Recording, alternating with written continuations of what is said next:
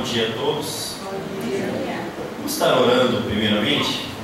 Pai, nós queremos te agradecer por esse tempo, por esse dia tão rico onde podemos celebrar a ceia do Senhor, onde podemos adorar o Senhor através desse momento. E nesse momento somente o Teu Espírito fale nesse lugar, que toda a fortaleza do diabo, que toda a mente cativa seja liberta pelo poder da Tua palavra, Senhor. Use-nos em nome de Jesus, de acordo com Tua graça, de acordo com o Teu poder, em nome de Jesus. Amém. Isaías 53, o prazer. Hoje nós vamos falar sobre o prazer de Deus na morte do seu filho. Parece absurdo isso, né? Mas está lá, está registrado, e nós não podemos fugir dessa realidade. Nós vamos tentar explicar o que é isso, como Deus pode ter prazer na morte do seu próprio filho. Isaías 53, versículo 10 ao versículo 12.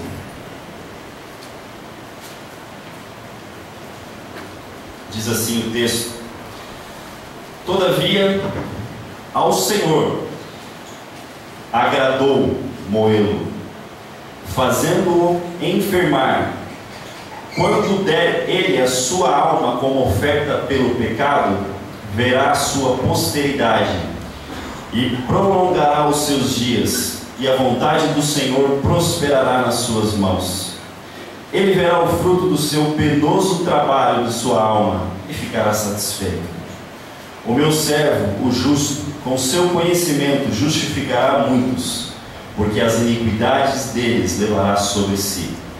Por isso, eu lhe darei muitos como a sua parte, e com os poderosos repartirá ele o despojo, porquanto derramou a sua alma na morte, foi contado com os transgressores, contudo levou sobre si o pecado de muitos, e pelos transgressores intercedeu. Nós não tem alguns textos da palavra, alguns versículos da Bíblia que a gente tem vontade de pular ele, né? Alguns versículos que a gente tem dificuldade e a gente não gosta nem de ler, nem de estudar. Esse é um que aparentemente nos assusta, porque está na sua Bíblia, está na minha, a expressão agradou. A ideia é teve prazer. O Senhor teve prazer em moê-lo. O Senhor teve prazer. Nós não podemos fugir dessas realidades bíblicas. Mas o texto é claro, o texto vai ficar nítido, e no final vocês vão ver por que Deus teve prazer na morte do seu filho. Porque Deus não, primeiramente a gente precisa deixar claro que Deus não tem prazer no sofrimento pelo sofrimento, mas Ele visa algo muito maior. Ele vê os resultados disso. E para nós choca o nosso coração, principalmente para quem é pai, pensar na possibilidade de um pai que tem prazer em moer o seu filho. Um pai que tem prazer em ver o seu filho ser crucificado, ver o seu filho ser humilhado. Como é isso? Como pode ser isso? Isaías é um dos profetas que mais falou a respeito do Messias. Todo esse texto de Isaías 53 é maravilhoso. Ele está falando sobre a pessoa do Senhor Jesus. Hoje, nós não queremos falar dele como um todo, somente essa parte do versículo 10 ao versículo 12, porque entendemos que os versículos anteriores só aconteceram de fato porque um dia, na eternidade, o Pai resolveu sacrificar o próprio Filho. Se hoje estamos diante desse banquete que é a ceia, é porque um dia, na eternidade, o Pai resolveu que isso ia acontecer. E ao estudarmos o texto, isso ficará claro. E se compreendermos o texto, sairemos com o coração cheio de alegria, cheio de exultação, pelo que esse Deus fez, pelo que a Trindade fez como um todo. E é o que nós vamos estudar. Nós ficamos um pouquinho espantados quando pensamos que Deus pode sacrificar o seu próprio Filho, porque vivemos numa cultura evangélica que o conceito de Deus está limitado ao amor. E o problema é que nem o amor compreendemos direito. Compreendemos o amor de uma maneira distorcida. Amor para nós é daquele tipo que a gente encobre, que a gente protege, E a gente faz tudo para que aquela pessoa não seja prejudicada. Mas o conceito bíblico de amor é um amor que se regozija com a verdade. Um amor que tem prazer na verdade. Um amor que não se alegra com a injustiça. E nós vamos ver o porquê então Deus se alegrou com a morte do seu filho. E eu creio que o Espírito Santo pode trazer coisas ricas, trazer verdades preciosas ao nosso coração e alimentar verdadeiramente as nossas vidas. Primeiramente, a pergunta que se faz é: quem levou Jesus Cristo à cruz? Quem levou Jesus à cruz? A primeira frase do nosso verso, do nosso texto, diz assim: todavia ao Senhor agradou moê-lo, fazendo-o enfermar. Tanto o moê-lo quanto o enfermar vem do Senhor. E aí, se nós perguntarmos quem matou Jesus, a resposta histórica vai ser os romanos, porque os judeus, eles de alguma maneira não se agradaram do Senhor Jesus, aquilo causou revolta no coração deles, e eles ficaram inflamados com inveja e com ciúmes, e conspiraram contra o Senhor Jesus e os entregaram a Roma. Que Roma tinha um problema sério, a paz romana para eles era preciosa demais. Então Jesus estava causando tumultos, os judeus estavam incomodados com aquilo. Então o cenário se armou a tal ponto que a crucificação de Cristo era necessária. Isso no contexto histórico. Mas nós vamos ver que no contexto eterno, quem primeiramente determinou que o Filho fosse para a cruz é o próprio Pai. É o próprio Pai. E eu sei que isso pode parecer estranho para alguns, porque muitas das vezes nós criamos Deus aqui e não nos submetemos ao Deus que as Escrituras revelam. E aí isso choca os nossos corações, porque nós criamos Deus conforme a nossa imagem. Nós temos que nos submeter a conhecer o Deus que as Escrituras revelam a respeito dele. O que é isso? Apocalipse capítulo 13, versículo 8, não precisa abrir. Ele está falando sobre quem vai adorar a besta. E ele fala que todos aqueles que não estão escritos no livro do Cordeiro vão adorar a besta. Mas a frase final do texto diz assim: todos quantos não foram escritos no livro da vida do Cordeiro, que foi morto desde a fundação do mundo. E você fala assim: mas Jesus não foi morto desde a fundação do mundo. Não, historicamente não. Mas ele morreu desde que houve mundo, ele já estava morto. O plano eterno fazia parte disso. Ele estava morto, ele vivo, claro, reinando eternamente com o Pai, mas o plano eterno de Deus era: o Filho vai morrer na cruz. É a palavra que está dizendo: o Cordeiro que foi morto desde a fundação do mundo. Desde a fundação do mundo. Quando Adão e Eva pecou, o Pai, a Trindade como um todo sabia qual era o plano redentor. Como o ser humano poderia ser salvo. E o Filho é o primogênito entre os mortos, é aquele que primeiro morre, é aquele que primeiro experimenta a morte. Atos capítulo 2, abra sua Bíblia por favor em Atos 2. Esse é interessante, porque você vê tanto a responsabilidade humana nesse texto, quanto a providência divina, o decreto divino. Atos 2, versículo 22 e 23, diz assim: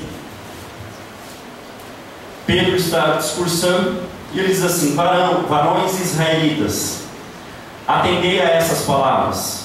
Jesus o Nazareno, varão aprovado por Deus diante de vós com milagres, prodígios e sinais, os quais o próprio Deus realizou por intermédio dele entre vós, como vós sabeis, sendo este entregue pelo determinado concílio e presciência de Deus, sendo este entregue pelo determinado desígnio e presciência de Deus, vós o matastes, crucificando. Entenderam o que Pedro está dizendo?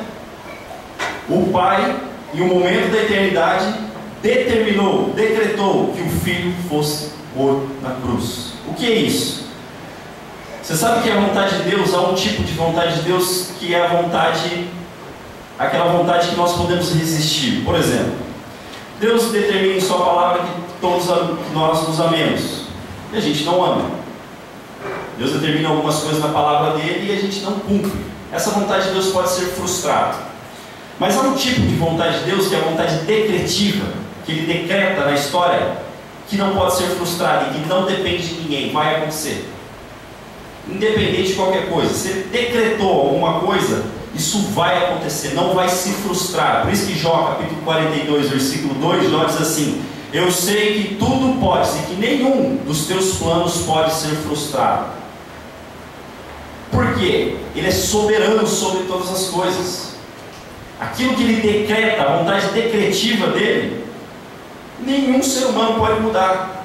E a cruz é a vontade decretiva de Deus. Ele decretou que em um momento da história o Filho ia ser morto, crucificado em uma cruz. Por exemplo, quando você lê Efésios capítulo 1, versículo 4, versículo 5, Paulo está falando sobre a eleição e sobre a predestinação. Ele diz que esses que foram eleitos e predestinados em um momento da história vão crer no Evangelho. É a vontade decretiva de Deus, isso não muda. Ele faz porque Ele é completamente soberano sobre a história. E nós temos que aprender muito mais a respeito da soberania de Deus. Isso faz bem a nossa alma. Pensarmos que o universo está sob o controle de um poderoso Deus, de um soberano Senhor. E essa vontade decretiva foi o que levou Jesus à cruz. É o que Pedro está dizendo, sendo este entregue pelo determinado desígnio e presciência de Deus. Sendo este entregue. Então, primeiramente, nós precisamos compreender isso, que quem levou Jesus à cruz, primeiramente, quem permitiu que Jesus fosse exposto na cruz, foi o Pai. Então, ao pensarmos na ceia, nós temos que pensar que a ceia é um plano eterno da Trindade. Ao pensarmos no sacrifício de Cristo, nós temos que pensar que esse não foi um plano assim que Deus elaborou de última hora. Filho, vai lá, morre lá na cruz. Não. E quando você pensa nisso, você começa a ler o Antigo Testamento, você começa a ler os sacrifícios que eram exigidos. E aí o Novo Testamento vai falar assim: olha, esses sacrifícios, todo o Antigo Testamento é como sombra, apontando, como uma flecha apontando para uma realidade superior que estava por vir, que é Cristo. Cristo se oferecendo por nós. Cristo se oferecendo por nós. O Pai o leva para a cruz. É por isso que aí, quando nós lemos esse texto do versículo 10, nós compreendemos: todavia ao Senhor agradou moê-lo, fazendo-o enfermar. Se olharmos a história, nós vamos pensar: não foi o Pai quem bateu em Cristo, em que judiou de Cristo, mas Ele determinou que isso acontecesse. Isso não iria se frustrar. Isso iria acontecer. Olha como a sua vida é preciosa. Olha como nós somos preciosos, como a igreja é preciosa aos olhos de Deus. Olha como somos ricos, mesmo sendo pobres, mesmo sofrendo neste mundo. Olha como a igreja é preciosa. Nós somos amados pelo nosso Pai, que se agradou em moer o Filho por nossa causa. E o texto agora vai começar a ficar claro para nós. Por que o Pai teve prazer em moer o Filho? A continuação do versículo 10 diz assim: quando der Ele a sua alma como oferta pelo pecado. Quando der Ele a sua alma como oferta pelo pecado. Como eu disse, Deus não tem prazer no sofrimento pelo sofrimento, mas Ele vê o resultado disso. E aqui, o que Isaías está querendo dizer: olha, o Pai teve prazer porque o Filho expiou completamente o pecado, pagou completamente o preço que o pecado exigia. Isso, mais uma vez, é loucura, porque num contexto evangélico brasileiro atual, que nós compreendemos somente o amor de Deus e não compreendemos, quase não estudamos a respeito da sua justiça, a respeito da sua santidade, isso parece absurdo. Mas o Deus das Escrituras é o Deus que não empurra o meu e o seu pecado para debaixo do tapete, mas que todo o pecado, veja bem, todo pecado será punido por Deus. Quantas vezes Adão e Eva pecou? Que a Bíblia deixa claro. Quantas vezes foi preciso para que eles fossem expulsos do paraíso? Uma única vez. Uma única vez. E o Pai os expulsou do paraíso. Quantas vezes nós pecamos? Perceba que a santidade de Deus, a justiça de Deus, não pode tolerar o mal. Abra sua Bíblia, para que isso fique claro. Romanos capítulo 3.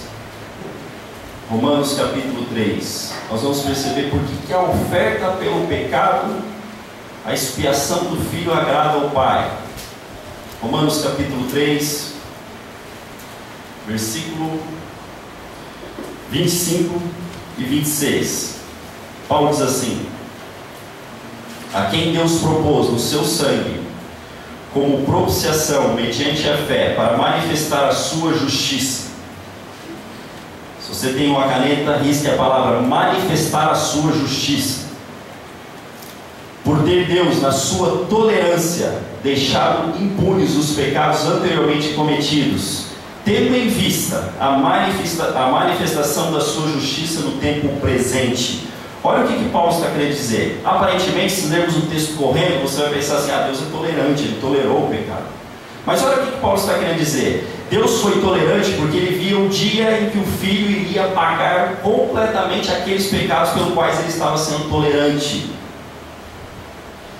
Versículo 26, a primeira frase é: tendo em vista o dia da manifestação da sua justiça. Que dia em que Deus manifestou a sua justiça, você sabe? O dia do Calvário. Ali a justiça de Deus foi claramente exposta para todos. Deus estava dizendo para a humanidade: aqui está a minha ira contra o pecado. Este homem crucificado na cruz, torturado, humilhado, recebeu completamente cada gota da minha ira. Cada gota da minha ira contra o pecado. É o que Paulo está querendo dizer aqui para nós. Ele não empurra o pecado para debaixo do tapete, mas ele tinha em vista um dia em que a sua justiça seria completamente satisfeita. Porque o caráter de Deus não é só amor. Os atributos de Deus caminham juntos. Os atributos de Deus, ele não tira um atributo em favor de outro, mas caminham juntos. Todos os atributos dele caminham de maneira perfeita, em plena harmonia. E ele vai e leva o Filho à cruz. O nosso Deus é santo, nós não podemos perder isso de vista. O nosso Deus é completamente santo, Ele não pode tolerar o mal. Abacuque, não precisa abrir, Abacuque capítulo 1, versículo 13, diz assim: tu és tão puro de olhos que não podes contemplar o mal. Tu és tão puro de olhos que não podes contemplar o mal. Por que você acha que Jesus na cruz grita: Deus meu, por que me desamparaste? Porque Deus não poderia contemplar o Cristo que ali naquele momento estava sendo maldito no meu lugar e no seu lugar. Tamanha santidade desse Deus. Tamanha santidade desse Deus. Ele é completamente santo. Isaías capítulo 6, versículo 2 diz que os querubins, que os anjos voam sobre Deus. Eles têm 6 asas e 2 delas eles cobrem o rosto diante da majestade desse Deus, porque não conseguem contemplar a santidade de Deus e a majestade de Deus. Você acha que Deus iria jogar essa santidade, essa majestade no lixo por causa do meu pecado e por causa do seu pecado? Não, nós estamos completamente enganados se pensamos assim. Não, Ele é santo ao ponto de punir todo pecado. Todo pecado. Ele pune completamente todo o pecado. Romanos 6, 23 diz: o salário do pecado é a morte. O salário do pecado é a morte. Ele é o Deus que pune. nós precisamos aprender. Paulo diz que nós temos que ponderar a respeito da severidade de Deus e da misericórdia de Deus ao mesmo tempo. É Paulo, o apóstolo da graça, que mais falou sobre a graça, que falou sobre isso. Pondere, pense a respeito de como Deus foi severo. Leia a história das Escrituras. É Ele o Deus que mandava Israel destruir os povos que adoravam outros deuses. O Deus do Antigo Testamento é o mesmo Deus do Novo Testamento, mas é o mesmo Deus que destrói Ananias e Safira, porque mentiram para o Espírito Santo. Esse é o Deus santo e justo, que exige uma punição pelo pecado, porque senão eu e você jamais poderíamos entrar em tratativa ou podermos sobreviver diante da sua presença. Você lembra do episódio que Moisés, ele está diante da presença de Deus e ele ora dizendo: Deus, mostra a tua face, eu quero contemplar a tua face. Deus olha para Moisés e diz: Moisés, homem nenhum viu a minha face e continuou vivo, mas eu vou te colocar sobre uma rocha e você me verá por trás. E Moisés só vê as costas de Deus, e aquilo é suficiente para colocar aquele homem de joelhos. E aí ele faz declarações tremendas a respeito do caráter de Deus, falando que Deus é bondoso, que Deus é generoso, que Deus é misericordioso. Mas há um episódio que ele fala assim: o Senhor perdoa a iniquidade, ainda que não inocenta o culpado.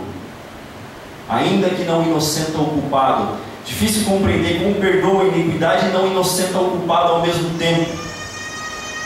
Mas como hoje nós vemos a história de maneira completa, nós entendemos quem se fez culpado por nós, quem recebeu o preço da culpa por nós. E quando Moisés desce, o povo contempla o rosto de Moisés. Moisés tem que colocar um véu no rosto, tamanha santidade, que, simplesmente pelo fato de ter visto as costas de Deus. Esse Deus é santo, esse Deus é justo. Voltando ao nosso texto de Isaías, nós começamos a compreender por que ele tem prazer na morte do filho, quando der a sua alma como oferta pelo pecado, quando expiar o pecado. O preço, o pagamento pelo pecado é caríssimo, nós não poderíamos pagar. E a ideia é isso, é uma redenção, alguém pagando um preço impagável por nós. O inferno é a manifestação da justiça, da ira de Deus contra o pecado. E o Filho morre por nós para nos livrar deste lugar, para nos livrar desse lugar tão terrível que é o inferno. Mas continuando o nosso texto, nós vamos ver outras verdades. Depois de dizer que o Filho, que quando o servo sofredor der a sua alma como oferta pelo pecado, diz que ele verá a sua posteridade. O outro prazer do filho, do pai, é que através dessa semente, que é o filho, que cai de uma maneira única na terra e morre, frutos, milhares de frutos aparecerão. Quando Isaías está querendo dizer, ele verá a sua posteridade, Isaías tem em vista eu e você, que fomos alcançados pela morte do Filho. Ele verá o resultado do seu penoso trabalho. Ele verá a sua igreja. Quantos foram conquistados? Quantos foram conquistados pela morte do Filho? Quantas pessoas no mundo inteiro? Milhares de milhares. E daqui a pouco nós vamos ler um texto que isso fica claro. Milhares de milhares que foram conquistados porque o Filho subiu no Calvário sozinho, mas esse sacrifício solitário que ele recebeu na cruz, que ele se entregou na cruz, atingiu a todos nós. Atingiu a todos nós. A semente frutificou, e a semente tem frutificado. Pessoas têm sido salvas, pessoas têm sido conquistadas, porque o Espírito Santo tem expressado essa verdade no coração. O Espírito Santo tem agregado a família de Deus. A família de Deus tem crescido. Por quê? Porque o Filho único abriu mão do seu direito, da sua herança, por mim e por você. O Filho único fez isso por nós. Apocalipse capítulo 5. Abra sua Bíblia lá, Apocalipse capítulo 5.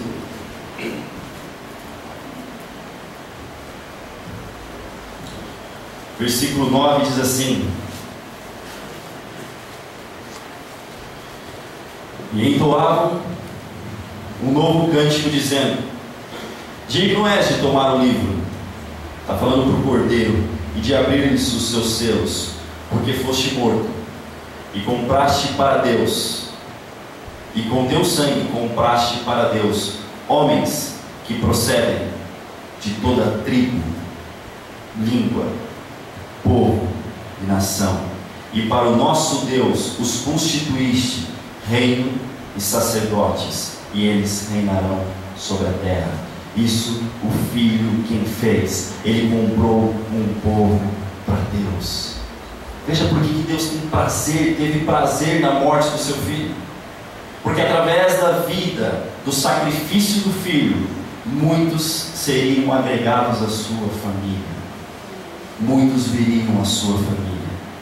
E não é só nós os brasileiros. Se você for na Coreia, quem foi no sertão, quantos estão sendo agregados? Se você for para a China, se você for para o mundo inteiro, pessoas estão sendo agregadas. E ao longo da história da humanidade, quantas pessoas estão sendo agregadas a essa família porque foram compradas por um alto preço, pelo sangue do Cordeiro. E é o que João vai nos revelar quando lemos um pouquinho mais para frente o texto. Ele vai falar assim no versículo 11. Ele diz assim: e vi e ouvi uma voz de muitos anjos ao redor do trono, e dos seres viventes, e dos anciãos, cujo número era de milhões, de milhares, e milhares, de milhares. Tudo porque um dia o Filho se entregou na cruz. Um virou milhões, de milhares, de milhares, proclamando em grande voz, dizendo: digno é o Cordeiro que foi morto de receber o poder, e riqueza, e sabedoria, e força, e honra, e louvor, e glória. Esses dias eu estava conversando com a minha mãe perdeu seu esposo há poucos dias. Eu falei: mãe, é possível sabermos um pouquinho o que ele está fazendo lá? Uma das coisas é: digno é o Cordeiro que foi morto. Se eu estou aqui é porque o Cordeiro que foi morto me permitiu entrar neste lugar. O Cordeiro de Deus é digno. O Cordeiro de Deus é digno. Que bendita esperança. Que bendito Salvador. Que bendito plano eterno, que deve trazer alegria para as nossas vidas. Digno é esse Cordeiro. E nós não nos cansaremos de olhar a face dele e de agradecer a Ele. Obrigado. Obrigado por cada luta. Obrigado por cada momento difícil. Porque o que eu tinha de mais precioso para receber lá, o Senhor me deu, que foi a sua morte. Muito obrigado. Voltamos ao nosso texto. A família de Deus cresce. E não somente isso, mas essa família que cresce de maneira justa. O texto diz assim, versículo 11: ele verá o fruto do seu penoso trabalho e ficará satisfeito. O meu servo justo, com seu conhecimento, justificará muitos, porque as iniquidades deles levará sobre si. Ele é o servo de Deus que substitui completamente o pecador.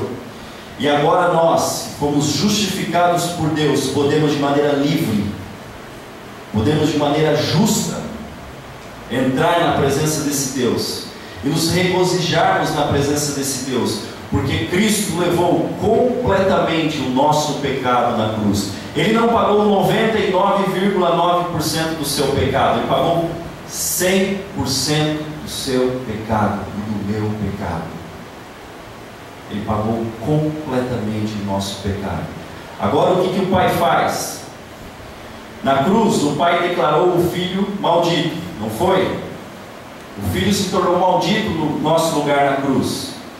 Agora, ao nos escondermos em Cristo, ao corrermos para Cristo e abraçarmos a Cristo pela fé e crermos no que Ele fez, o Pai atribui aquela justiça, a vida perfeita do Filho a nós e declara: Marcos, eu te declaro inocente perante mim. João, eu te declaro inocente perante mim. Cada um de nós que está em Cristo, fomos declarados inocentes perante Deus, como se nunca tivéssemos pecado. E é uma ofensa perante Deus quando a gente tenta pagar os nossos pecados pela nossa própria força. Tente esvaziar o oceano com uma caneca d'água. Os outros vão te chamar de louco. Mas o Filho recebeu cada gota da ira de Deus, o cálice de maneira completa, para que eu e você não recebêssemos mais essa ira de Deus. E agora a gente pode viver na presença dele, se relacionando com ele, porque o Filho, ao Pai agradou-se moer o Filho. Nós podemos nos alegrar nisso. Nós podemos nos alegrar porque agora somos justos diante de Deus, não com base na nossa justiça. Há pouco tempo eu preguei a respeito da justificação pela fé, que ela traz paz com Deus, ela traz alegria, ela traz esperança. É isso que a obra de Cristo faz. E eu me pergunto, por que será que a gente quer mudar a nossa vida com base em outras coisas? Corra para Cristo e Ele transforma você. Um teólogo chamado Michael Horton, ele fala o seguinte: corra para Cristo e somente para Cristo você ganha como presente a santificação.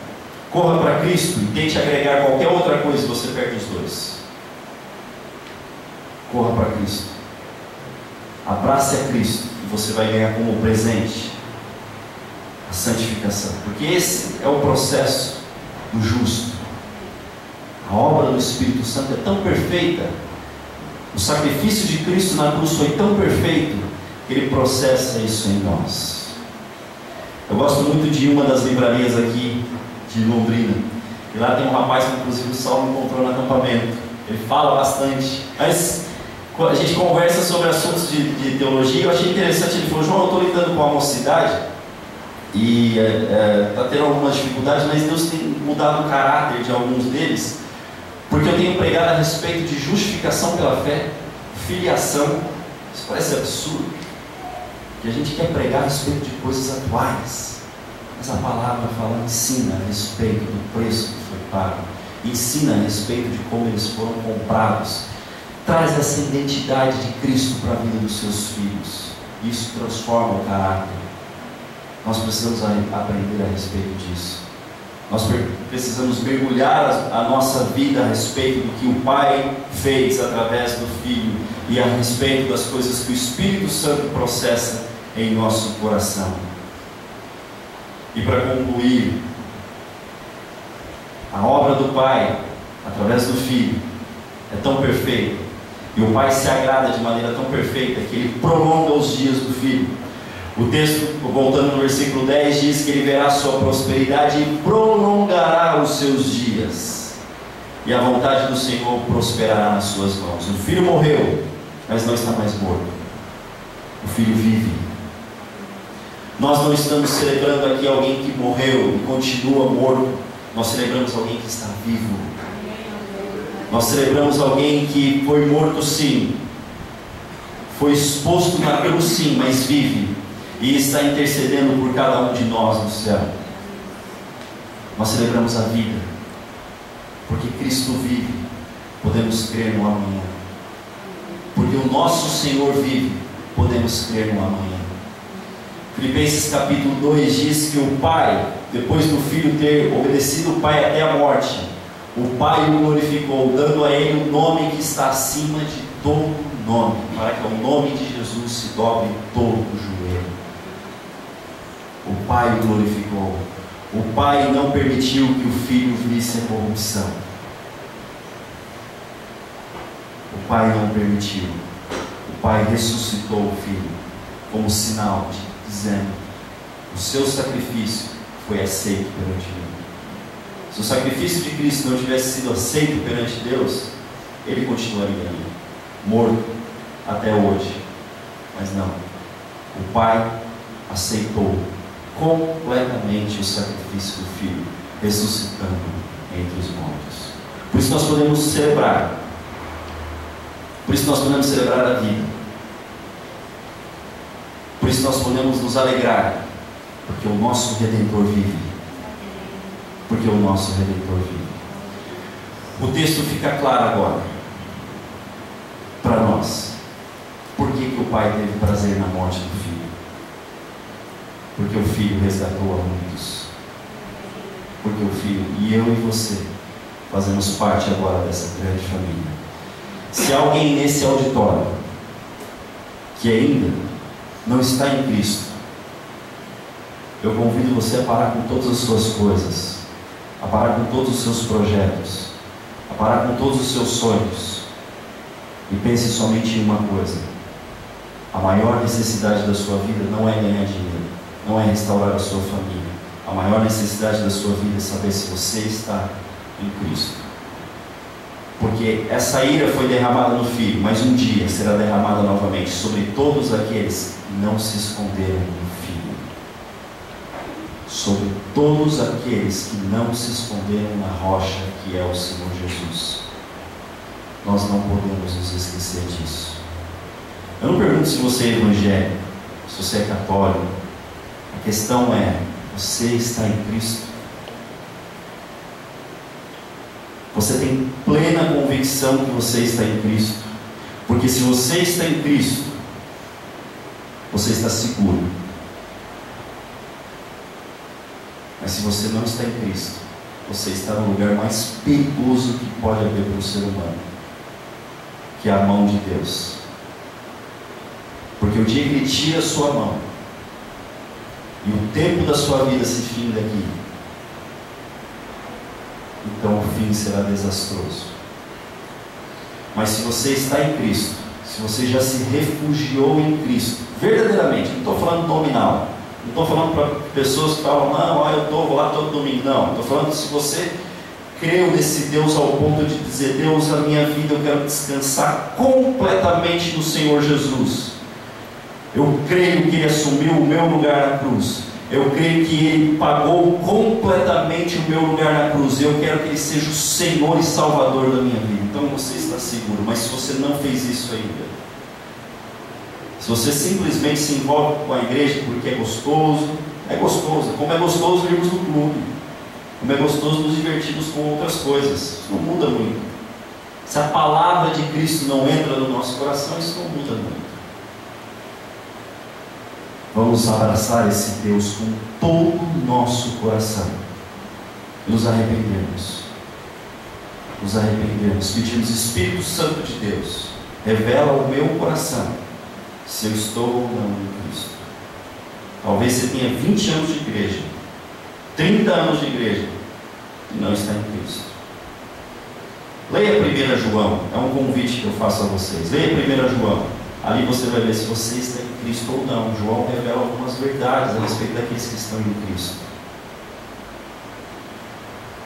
O plano eterno de Deus só tinha uma forma, que é Cristo morrendo por nós. Não queira inventar um outro plano e nem fugir para qualquer outro plano. Corra para Ele. Corra desesperadamente para Ele. Abrace-o com todo o seu coração. Nós vamos orar nesse momento.